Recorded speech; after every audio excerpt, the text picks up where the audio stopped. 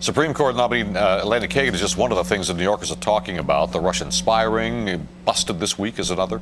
And here to talk about what you're talking about is our power panel, Judy Licht, Journey Licht. I kind of like the name myself. Yes, it would be. So a whole new category. Judy Licht, a journalist, and Lynn White, a journalist, and advertising executive Charlotte Ann Nelson. Welcome.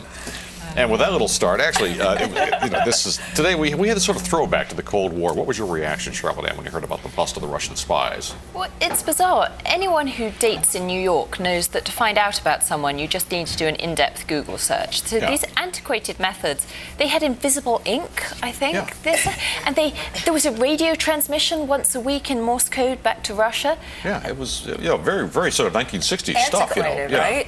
But I am impressed by the girl whose job it was to wear designer clothes and turn up at drinks parties. And I'd like to know how you get that gig. Right.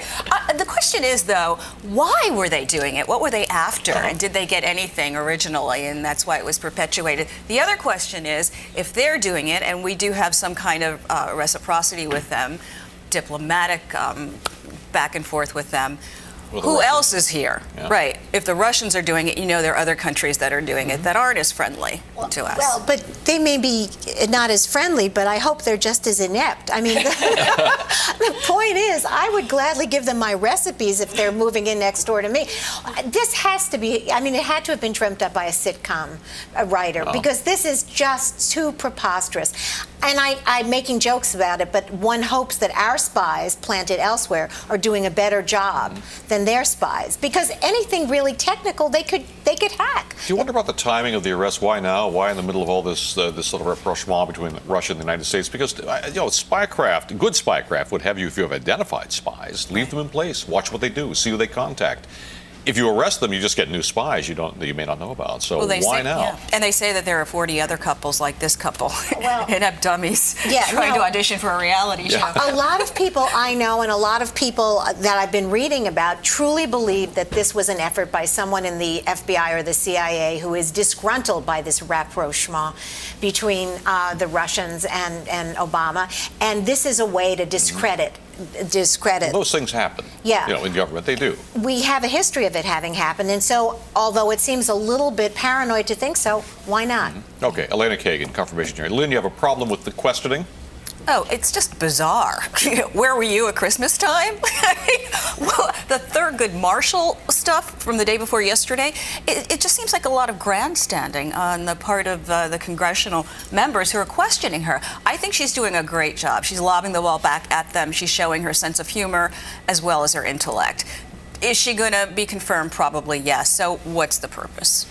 I think the whole process has become silly, because ever since Robert Bork was sent down and sent away because he actually told people what he believed, people learned a good hard lesson. Don't tell anybody what you believe. And so congressmen, I think, do grandstand and make jerks out of themselves asking these questions they know won't really be answered. Right. They're just making speeches. And any smart candidate is not going to give away anything. So the process has become cheapened and demeaned, I think. And Elena Kagen has written about the vapidity of the hearings herself. They retreated from that more recently. Though I think we reached a nadir today when one senator asked her about the Twilight trilogy and where she stood on the vampire.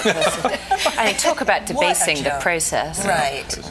All right. Well, speaking of debased processes, let's talk about Albany, shall we?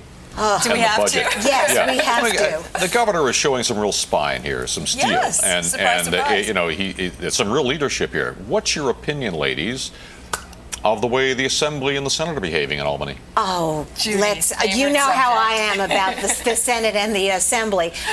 Sheldon Silver and John Sampson really tried to railroad this stupid budget. They were going to show the governor that they really had the power. So what does he do? He did something so brave. This is going to be his legacy. He goes back and he says, okay, you want to do that? I'm going to just take away all your line item pet pork projects and just do away with them. And I think it's because he is a lame duck, because you never mess with a dead man because they have nothing to lose. He doesn't have anything to lose, so he's acting so brave. So, Charlotte, what advice would you have for the legislature?